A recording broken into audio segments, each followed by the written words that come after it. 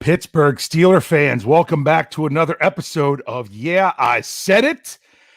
For those of you on YouTube and even for those of you listening on podcast, you can tell that this is not Lance Williams. This is Behind the Steel Curtain editor Dave Schofield. I'm stepping in for Lance. He's dealing with some minor ailments at the moment. I'm just going to call it that. I personally, I think it's because, the man turned 50 and I was getting old. I don't know. I got to bust on Lance a little bit. But I'm here for an episode of Yeah, I Said It. And I teased it on our Twitter to say I might have someone joining me for this show. So I actually do have someone that is going to be joining me here. So I'm going to go ahead and bring him up and say, hey, buddy, how you doing today? Hi, I'm doing pretty good. It's great to be on. You sound terrible. You sound terrible. Maybe you're just a little bit too hangry. Maybe you need to snap into that Snickers. Okay, Snickers. Wow, what a difference that Snickers makes. Hey, what's up? Yes, for those of you watching on YouTube, you might not understand what's going on, but if you heard it now, yes, this is one former editor of Behind the Steel Curtain, Jeff Hartman, jumping on to talk some Steelers with me today. Is that what we're going to talk about? Is Steelers stuff? I didn't agree to that. Yeah, we are going to. You know what? I'm trying to see down the bottom. I'm waiting for him to finish his candy bar, and then we will actually bring Brian back in. Yeah, we are playing at least. Yeah, I don't want to listen to him as he chews on a candy bar. But yes, I just happened to be. The story was I was actually communicating with Jeff today because I helped run a softball league, and there was a fire on one of our fields, and Jeff played there last night, and I was saying, hey, Jeff, how was it and everything? And just in talking, I'm like, I'm going to be doing the podcast later today. He's like, oh, what time you going on? And I'm like, oh, I'm going on a little after, hopefully around 4:00. Why, you want to come on? Sure, I'll come on. And hey, I'm not going to turn him down. So we have Jeff Hartman sitting here. Jeff, how are you this afternoon? I'm great. Great. It's Friday. Excited to be here. I've missed this place. I'll tell you that. Missed the live chat, missed talking with you all about Steelers football. And like Mule Skinner said, Dad looks like he came off a bender. I agree. He's in his and I'll be honest with you. Brian's the podcast director. So I said, hey, there's a chance that, maybe Jessica was. Brian's like, oh, I got to get on this. This was Brian's intro. This was his idea. He just wanted an excuse to eat a Snickers is what it really was. Man, I have not had a candy bar in months because, I'm down to 265, Jeff. I'm my lowest weight in 10 years. Yeah. But I saw you the other day. You look good. That Snickers was good. It was the mini. It was the bite size, the fun size, which is not fun, by the way. It's not fun to see that little bit of candy. But I've always had a problem with that. When they say fun size, when I think of fun, I think of enormous. I think it's something huge. And I'm like, so, okay, we're just allowed to have a little bit of fun. I'm like, not fun. Okay. I digress. Can I make a comment? Fire at the softball field, that means Jefferson was burning up the base pass, baby. He was burning it up out there. I will say the outfield smelled like burnt popcorn. It wasn't the best playing surface. Well, people were probably wondering how in the world does a softball field catch on fire? It's because it's where they set the fireworks off. Last week, it's been very dry, and they hadn't had to mow the grass since. And they went over, and apparently when they were mowing the grass, one of the pieces of debris still had something live with it. And when the mower hit it, it sparked it and whoosh. Luckily, no one was hurt except for the grass on the field. So that's an intro. That's an intro there. Let's talk about some stuff with Steelers. We talked about it last night on the preview that we mentioned about the situation going on with the Washington franchise and not just the name change, but the breaking news that happened with that yesterday. And unfortunately, because I'm still so busy, I don't feel like I have educated myself enough on the topic to come on here and tell you all everything about it. So you all are probably as educated about it as I am. So I'm just going to to direct you to behindthesteelcurtain.com, where Jeffrey Benedict, he had a piece that went out there this afternoon, which covers that. We just don't want to act like we're ignoring the issue, because ignoring the issue is not the right answer in this circumstance. So, but at the same time, we also want to make sure we have that we're bringing things to you fully and accurately, which I also admit that I'm not able to do at this time. So there's also some other stuff that's been on the website, and this is kind of where this topic came from tonight. And it was an article that we actually did in 2 parts called "The What Ifs of the 2010s," and it was, if this wouldn't have happened, how would that have changed the Steelers season? For those of you that might not have seen this article, it really laid out some crazy stuff. It started off with, what if Rashard Mendenhall hadn't have fumbled in I'm going to get the number wrong, in the 2010 Super Bowl, and led on to 45. Okay. Yes. Because 40 was in 2005. So yeah, it had to be 45. So, that was a question. It went through the entire decade. It brought up the issues of, what if Joe Haden wasn't called for that pass interference against either one of the pass interferences against the Saints. And it got me thinking, and I've talked to both of you guys about this, how narrow it really is in the NFL between a win and a loss. I mean, one thing doesn't go your way, and you go from the 2017 13-3 Steelers who pulled out a lot of those close games, to the 2018 9-6-1 Steelers who missed the playoffs just because they didn't come through on the right end of those close games. It is a razor thin margin of error. Yeah. Well, Jeff, wouldn't you, as a former coach and everything, I think you and I talked about this before. There's times in every game it comes down to 1 or 2 plays. Yeah, and that's something Joe Gibbs, famous Washington coach, used to say, is that a game of football, the winner and loser can be boiled down to sometimes 3 or 4 plays, and it's the truth. And you always have those 2 yards in a cloud of dust, which mean nothing, but then you have that pivotal pass interference call in the end zone, or you have that fluky bounce that goes one team's way and not the other. I always think back to 2017 Sunday Night Football, Green Bay Packers at Heinz Field, not Aaron Rodgers. Hundley was, I believe, no, it wasn't Hundley. It was, what was his name? Who's the quarterback? I drawn a blank. I thought it was Hundley. I thought it was too. Okay, I thought you were right. I was about ready to confirm that. And he was shocking everyone. And all of a sudden it looked like, oh my gosh, the Green Bay Packers without their all-pro quarterback might come into Pittsburgh and beat them. And if it weren't for Antonio Brown's ridiculous catch on the sideline, where no one thought that he got his feet in, no one thought that he had possession of the football, turned into a Chris Boswell field goal, and they ended up winning the game. And it was, you just think about what could have happened in terms of, let's say he didn't have possession of the ball, or his toe didn't tap down in bounds. They lose that game. And now all of a sudden it's a totally different, and in the article that you mentioned, which I read today, highlights a lot of those. And so did part 1, a lot of those scenarios where it's like, wow, if this just would have happened different, there's a ripple effect, definitely a ripple effect. Brian, and any of those you want to highlight on, or your thoughts on it? I love those. Those are great. And let's go back to a very glorious Pittsburgh Steelers win. 2005, well, it was January 15th of 2006. It was the divisional game. But if something does not happen, not just in that game, but the very night before, a domestic dispute between Nick Harper and his wife, which led to her stabbing him in the leg with a kitchen knife. If that doesn't happen, maybe Nick Harper runs Jerome Bettis's fumble all the way back for a touchdown, and the Colts beat the Steelers in that game. There's no Super Bowl 40 victory against the Seattle Seahawks.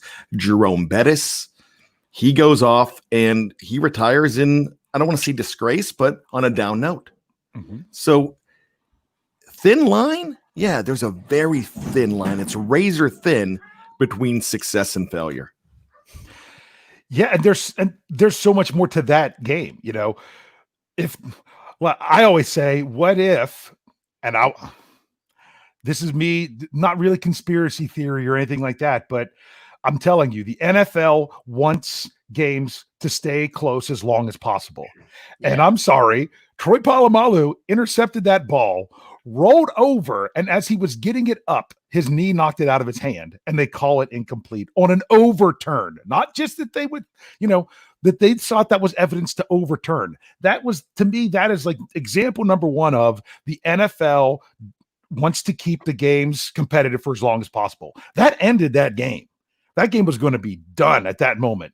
And it's not that I'm not saying that the NFL wanted the Colts to win, which they probably did, but they at least wanted the game to be closer for longer than that.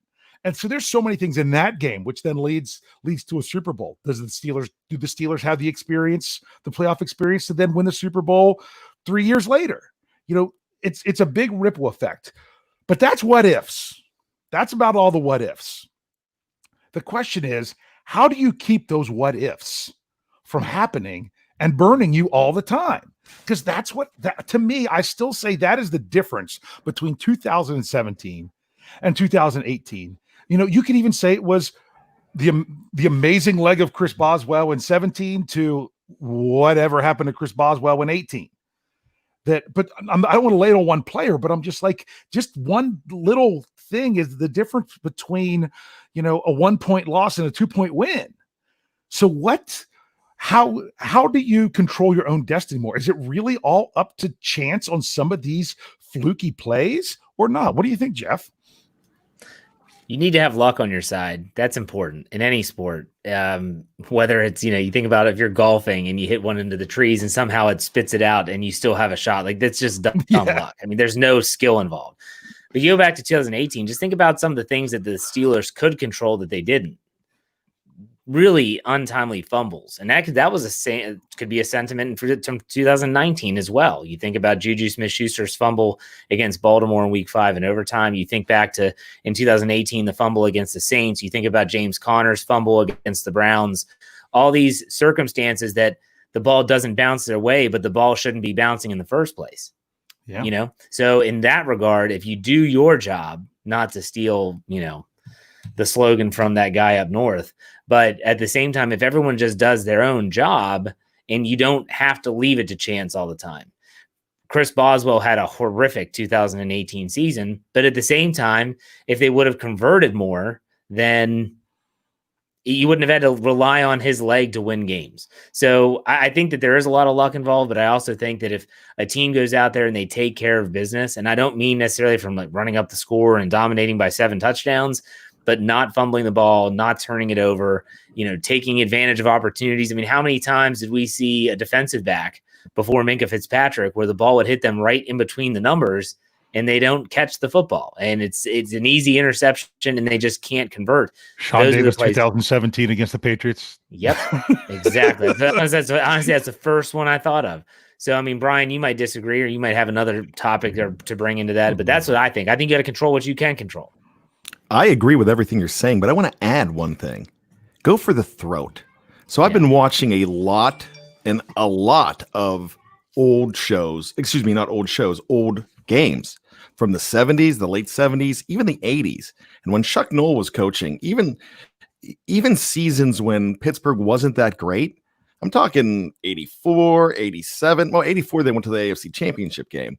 But those are not the storied teams of the 80s, the 90s, the 2000s. The 70s, the 90s, the 2000s. But they scored quick, they scored often, and they went for it a whole lot more. There's a lot more conservative approach for the Pittsburgh Steelers where they'll rely on their defense more instead of taking chances and scoring more and more often. Also, not being conservative when you're up by 14, because this generation of the Pittsburgh Steelers seems to lose leads a whole lot more than they ever did before. There's not much that I complain about on the coaching end of the ball, but sometimes the approach without going for that throat. Here's the thing. When you put your boot on someone's neck, this is not don't go out and do that. I mean, I'm not condoning any violence, but you go for the kill in sports. Mm-hmm. You go for the kill, and you've got to do it a lot quicker to not let those those little tiny instances just mess you up. So you widen the margin. Yeah, you guys have really summed this up really well. You really have. But of course, I'm going to have to throw something else in there. Coach Tomlin says this all the time. When people want to ask him about a bad call or something like that really affects the game.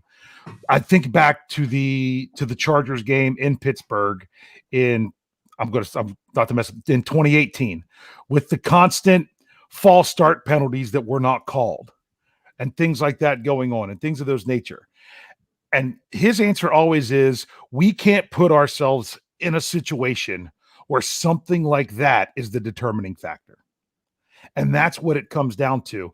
If all those games, if your season's success is the difference between all those games having to go your way versus none of them going your way versus 50-50 split, then it's going to be really hard to get all the way to the promised land and hoist that Lombardi.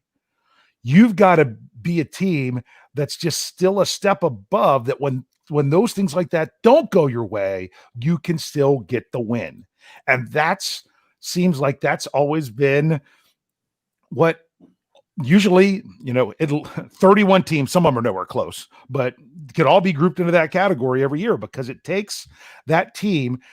So now sometimes it just all goes their way. It really does. But you could have everything go your way and nothing go for the other team, and that other team can still win.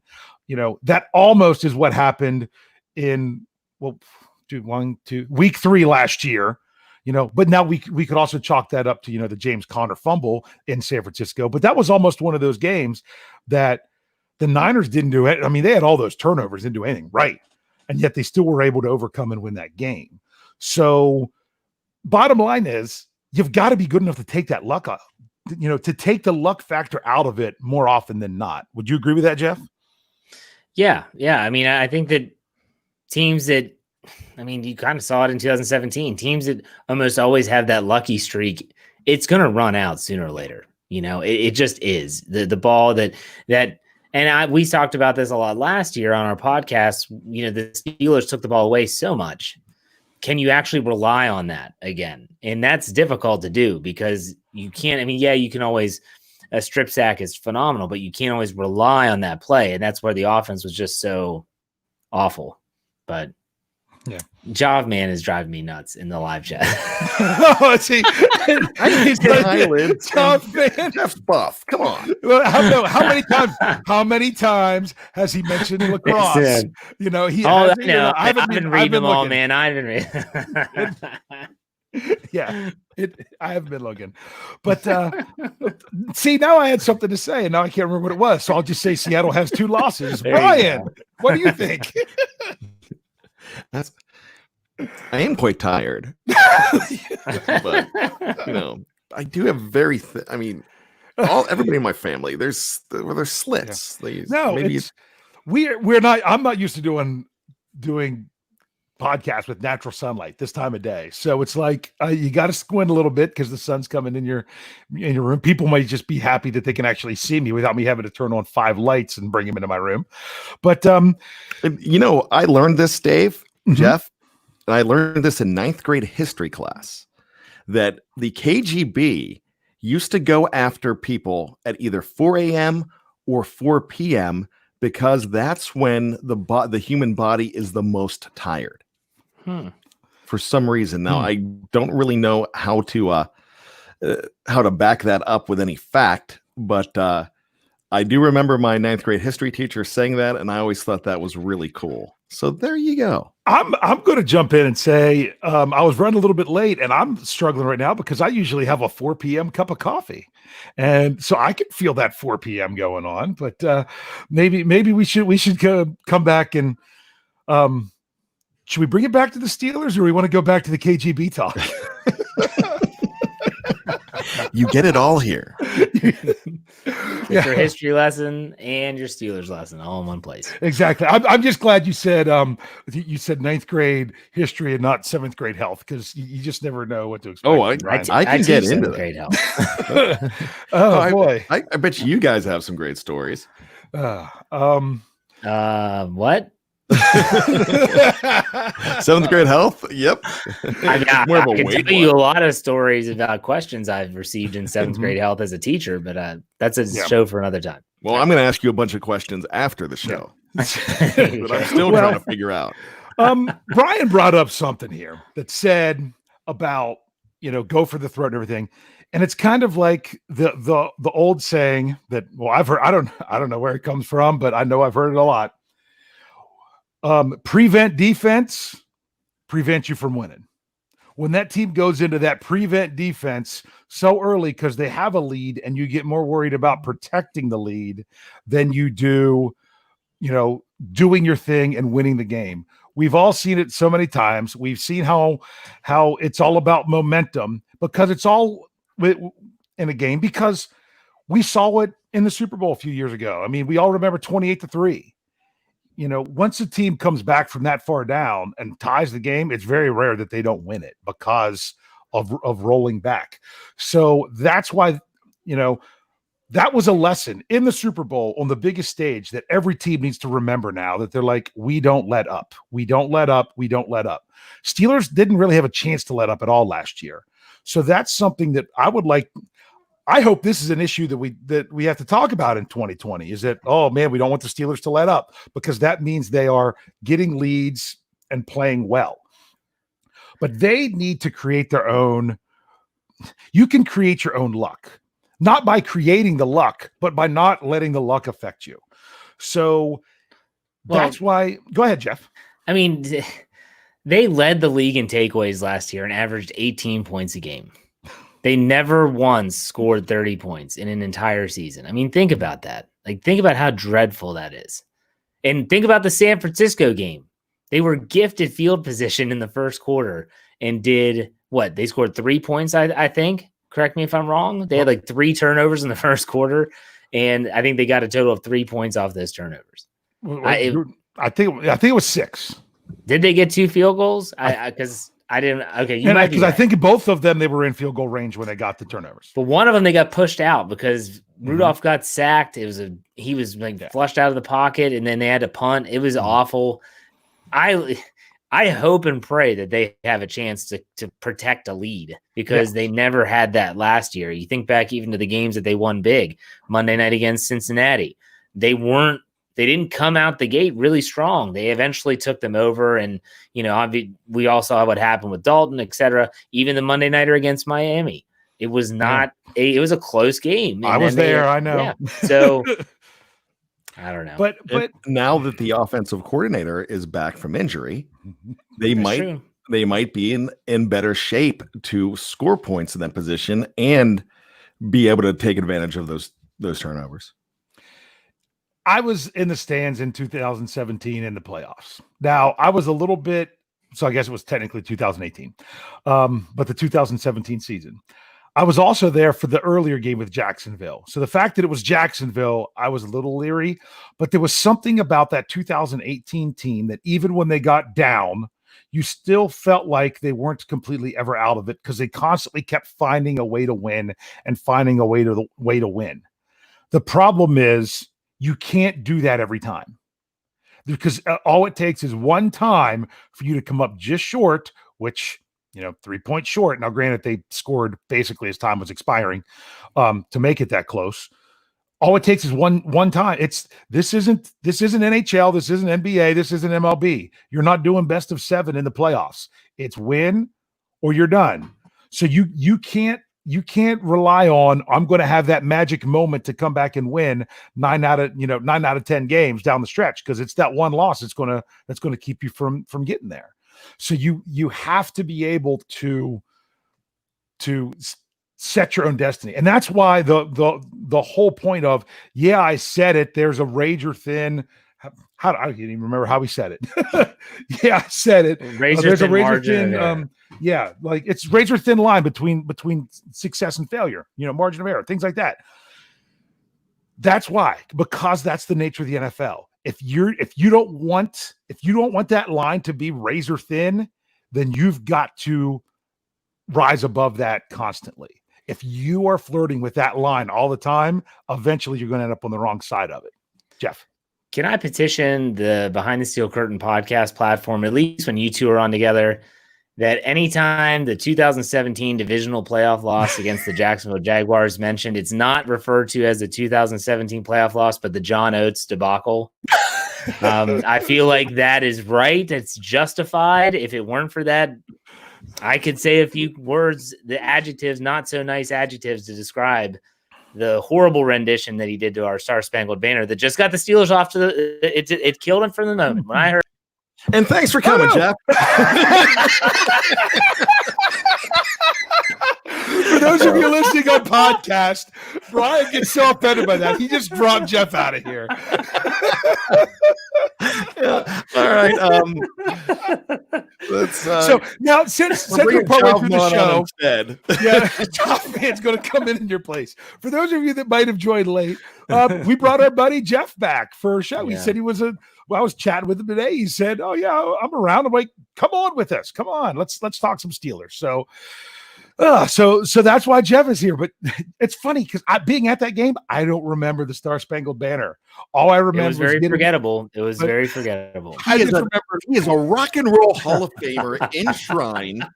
I just saw him in concert in February, and he was absolutely amazing. I mean, gosh, lay off Johnny Oates. He's a legend. The John Oates debacle of that game. That game means something different to me because that was the game where you couldn't take the Clipper to the game because there was flooding in Pittsburgh. It was flooded out. I had to take the T train over, and I get on the train. And I'm like, "Where's my coat? Where's my coat?" I forgot my coat. I had to sit there without a coat on in January in Pittsburgh and watch the game. So yeah, I was that guy. So that's always going to, and if they had won, it wouldn't have been a big deal, So it is what it is. But my brother was at that game, and he says he doesn't remember it either. You know why? Because when you're there, you didn't even think about it. You know what? Very, very forgettable. I'm coming back. I'm jumping in. Hold on a second. Here's the deal. Do we call Super Bowl 45 the Christina Aguilera debacle when she actually messed up the national anthem? Did she screwed it up? Mm-hmm. Or maybe it was the anthem. That was the problem. So we don't call it touchdown zone.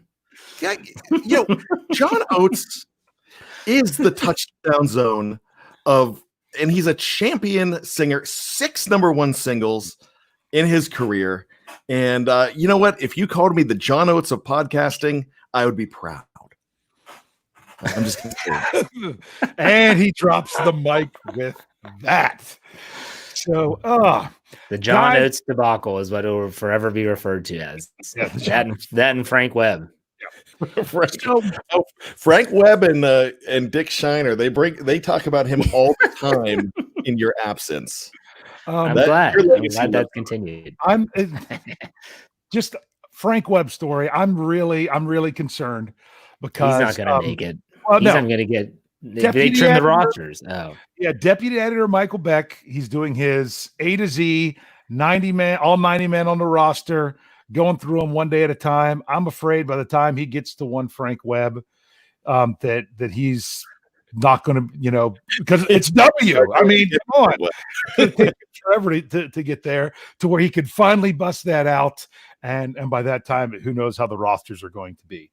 But I'm going to come back and ask you guys this because I like looking to the future, but we also got to learn from the past. And that what ifs article yesterday and today, the first 5 yesterday, the next 5 today, fantastic. Make sure you go check that on the site. I really wish I would have brought it up because it's I'm going to mess up the numbers. It's Cassidy 977, I think, is the author for that one. If I got the numbers wrong, I apologize, but I know it's Cassidy. 675-309. Actually, I think that might be better. Or was it 411? I don't know. We can learn from the past to prepare for the future. In the 2010s, when the Steelers had all this amazing talent supposedly, but yet they never won with it, was the problem that they played too much at that razor thin line rather than above it. That's the ultimate question. Are you playing at the, if you play below the line, guess what?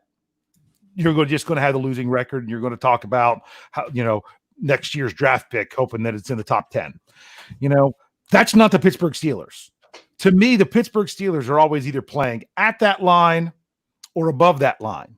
Now, in 2017, I don't know that they were playing above the line. They were just playing on the line, and so many things went their way.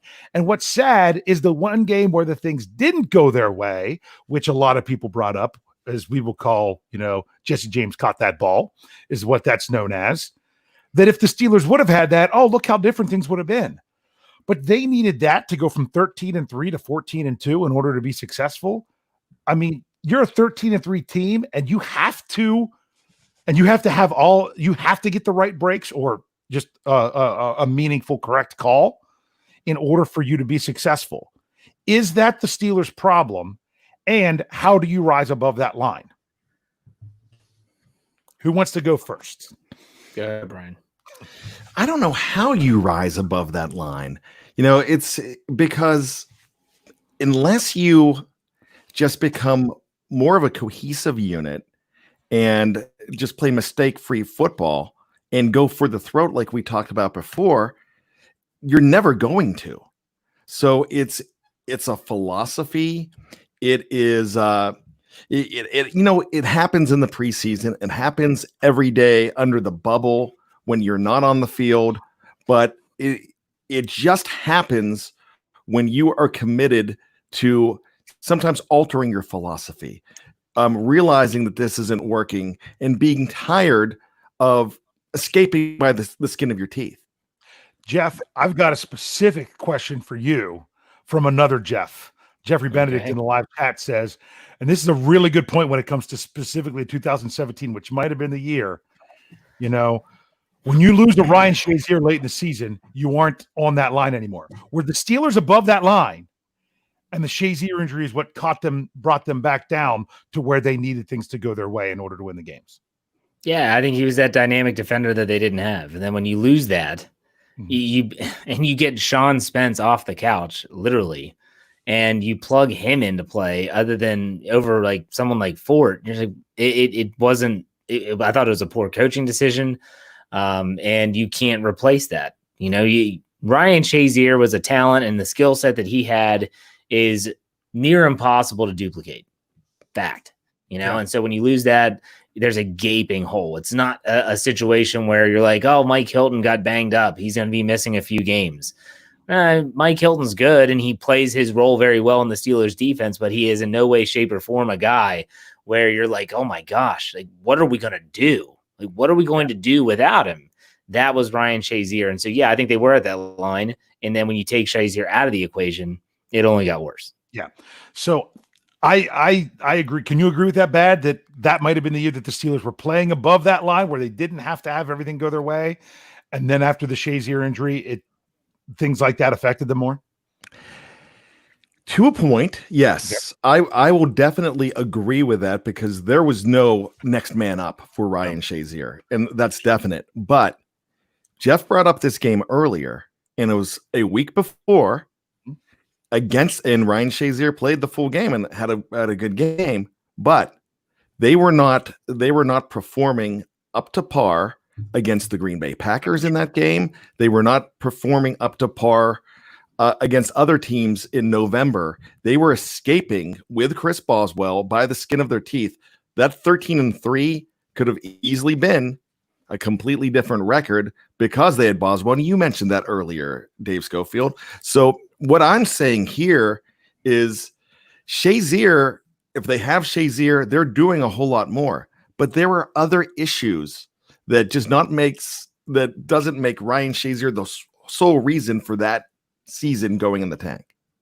Man, this is just constantly evolving in my brain as we're talking about this. And 2017 just seems to be like a great year to talk about because of how everything, 13 wins. Come on. But here's another part that goes with this. I'm okay with the 2020 Steelers playing at that razor thin line where things could go one way or the other. If things are going their way half the time and it's not in those certain games that it happens, because it's not going to be every game. There's going to be some teams that hopefully you can just defeat. The key is, to me, the last 4 games of the season. That's when you need to be above that line, because I don't care if you're 0-4 to start the season, but if you're 4-0 at the end and making the playoffs, that's more important, because how many times have we seen the best team in the NFL for the first half of the season not even be someone that people pick to win a game in the playoffs? It's not even about playing that way the whole time. It's about getting to that level at the right time, because playing at that line doesn't matter as much during the regular season. You want to be above that line at the playoffs. Dave, can I say that I agree completely with you if this was any other year than 2020? And the reason I'm going to say that, the first quarter of the season in 2020 is going to be paramount to at least be 3-1 and maybe 4-0. And the reason you need that this year more than ever is because parity might be out the window this year. The reason I'm saying that, I think you're going to see it top heavy with the top 8 teams in the league, very top heavy actually with the top 10, 12 teams, and then a lot at the bottom, and not a lot of 8-8 teams, not a lot of 7-9 teams. I think there's going to be less of those teams just playing 500 ball, because I think if you're good this season, you're going to have really good records. A lot of the teams are going to beat the teams that they should this year, because you do not have a preseason, you do not have a training camp, you didn't have mini camps. So the bad teams are going to be bad because they don't have the preparation to get better. The good teams coming in with a better roster are going to be, it's going to be top heavy because they're going to be better, and there's going to be less parity. I think you're right, Brian. It's going to be one of those years where you either figure it out, you're either one of those teams that figure it out, or you don't, based on the limited stuff. Jeff, we've just thrown a bunch of stuff out there. There's a lot for you to break up there. I agree. And how's Seattle going to do for those first 2 games? There's this giant bug in this room. I was like, man, that thing is huge. I gotta kill that thing. I'm trying to think about, no, but I mean, seriously, not to completely change the subject, but I mean, I definitely hear you guys. This year is going to be fluky. This year is going to be different than any other year ever before. And you look at the Steelers schedule, like you said, Brian, especially, you got to start out fast. Can you imagine, like, the Bengals with Joe Burrow has no repetitions with anyone physical, like none, and he's going to be your day 1 starter. And good luck. I'll take Ben Roethlisberger coming off elbow surgery for 500, please, Alex. You know, I mean, it's one of those situations where, I mean, it's a give it this year. There's all no holds barred. That's what they should call this year. NFL 2020, no holds barred. Let's get after it. And I'm not talking about the classic Hulk Hogan movie. I'm talking about just, it's going to be fluky. It's going to to be crazy. Things are going to happen. What's that? 1 hour of no holds bar. Zeus against Zeus. The great Tiny Lister. Well, actually, we could tie that back to Steelers history, because Tiny Lister played Debo, which James Harrison was named after. Yep, that's boom. Right. There you go. And there's your 7 degrees. Okay. 7 degrees of Pittsburgh Steelers. So this is going to be a strange year. And I think Brian has a good point. That line might not exist in 2020 like it has in the past. So that could be good for the Steelers, meaning that thin line between victory and defeat. But we just really don't know. I think it's a big possibility that the teams that already have the continuity, don't have a lot of stuff to work through, like Jeff's talking about, not having a new quarterback, you know, they have an advantage, but it's still up to that coaching staff to get them going. I was completely wrong last year. Even though they went on the road, I thought the advantage was for the Steelers when they played on Thursday night, because they had a more experienced coaching staff to get their team ready. Well, that didn't happen. They went into Cleveland, and the rest is history with all of that. So maybe if they were home, it would have been different. But they also, you know, young quarterback, all those other things that come into play there. So sometimes when you think, oh, well, the Steelers have an advantage because, then sometimes they don't necessarily either. Just wanted to throw out there that Dave Shipley threw $5 into the tip jar with a blank comment. And he says his question is a couple above. There we go. He said, we must be confident in somebody after the season at OLB, or was it that the grievance made or ticked off? We'll say it that way, just to keep it a little bit more G-rated. The head office, or did Bud want too much money? He's talking about Bud Dupree.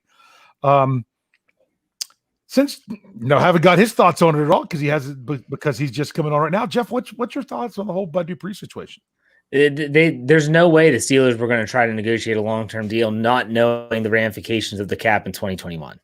So it's one of those situations where, you can be mad that he asked for $2 million more, whatever. He's entitled to doing what he's doing in the collective bargaining agreement. Now, with that said, if the Steelers, it's like Cam Hayward, he's probably not going to get a deal either. Because if, let's say, that the finances between the NFL and NFLPA don't go well and the salary cap drops $70 million next year, they're not going to be able to afford a lot of players. And so they're going to have to definitely wheel and deal and make some things happen. That's probably the driving force. It's also why they haven't signed any of the rookies yet. I mean, there's a lot of stuff going on behind the scenes here that a lot of fans are just completely ignoring, but it's worth looking at too. I don't think that if Dupree were the right price, I think they would bring him back. But as of right now, you don't know how productive he's going to be. Was last year a flash in the pan, or what is the salary cap going to look like in 2021? Both of those, I wouldn't sign him a long-term deal either. Not now. Ryan, let me mention Bud Dupree real quick. First of all, if you don't ask, you don't get. Bud, I have no problem with Bud saying, hey, wait a second, I was a defensive end in the edge rushers, and I kind of think the role is a little bit crazy. I'm trying to clear my screen. No, you look kind of pale, Lance Williams. That's his line that he says all the time. So if you don't ask, you're not going to get. Here's the thing. We were talking about this last night, Jeff. When we were talking about on April 23rd about the draft, we weren't talking about Chase Young from Ohio State as a defensive end or a linebacker. We were talking about him as an edge rusher. So they need to really change the designation for these franchise tags to just make them edge rushers and not have a defensive end making $2 million more than an outside linebacker. I really think that should be grouped together different, because it's kind of hard for him to get that $2 million extra when he is doing the same exact thing as a defensive end just because of the category that they're under. That needs to be changed. What are your thoughts on that? The players had every opportunity to have that bargained in the collective bargaining agreement. They didn't do it. That was my answer too. That was the players had their chance in March, and they didn't. They signed a collective bargaining agreement that states that the franchise tag is labeled as a linebacker and as a defensive end. And so if I'm Bud Dupree, I'm going to my team rep saying we need to get this changed because it's going to affect my paycheck. Yeah. If they did that, that's on them. Yeah, and that's what's crazy. Like Jeffrey brought up in the live chat, Bud Dupree is tagged as a linebacker, which makes him the same as they're saying Bud Dupree is more like Devin Bush. Than he is a 4-3 defensive end. And honestly, I don't know that the owners would have balked at redoing that at all. I don't know that they really would have. Probably not. They could have done easily. So maybe it's something they'll both agree on after the fact because it's just better for everyone. I don't know. Jeff. Yep. We want to thank you so much for coming on and joining us. It was great to get our good buddy back here to talk some Steelers football and with his America hat. That's right. God bless this country. Sleeveless, showing off the gun. I'm waiting for it.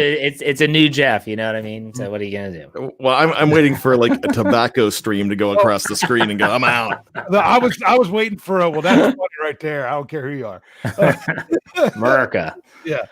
So we want to make sure that you all know to check into behind these colors don't run. Sorry. You can't help it, can you? Reminds me of an after party. Okay. Luckily, we don't have any time for any 2 a.m. stories. Yeah. Make sure that you are checking into BehindTheSteelCurtain.com, your one-stop shop for all things Pittsburgh Steelers. We are doing everything that we can to get you the best content. We are hoping that next week at this time, we're talking about training camp starting, in just a few days, if they can get everything worked out. There's been news on that. There's been news on that today.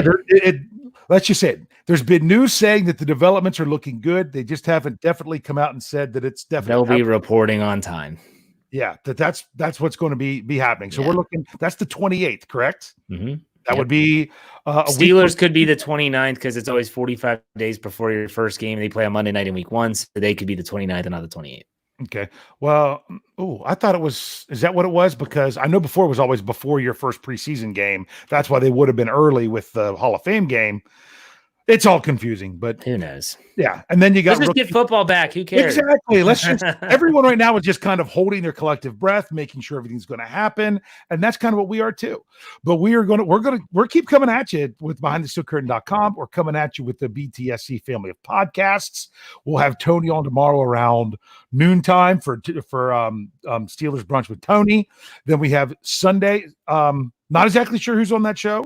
But we know we've got Homer and the Hater coming. We've got to make sure we're getting it together. Monday it'll be Brian and Tony back with Q&A and retro. And then my brother and I back with some Stat Geek on Tuesday. Standard is a standard on Wednesday, preview on Thursday. And then back to Yeah, I Said It.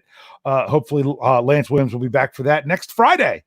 Any last words? Go Steelers. Go Steelers. Brian? Come on. America. Oh, no. I set you up perfectly. Set you up perfectly for Seattle has 2 losses. Oh. Andy Van Slyke. Andy Van Slyke in the background of Jeff. So thanks for joining us today. John Oates rolls. The John Oates debacle. You can see that when we get together, it's just a good, fun time talking about end it. Just end it, Dave. Just Thank end you. it. Tune in, tell a friend, and subscribe.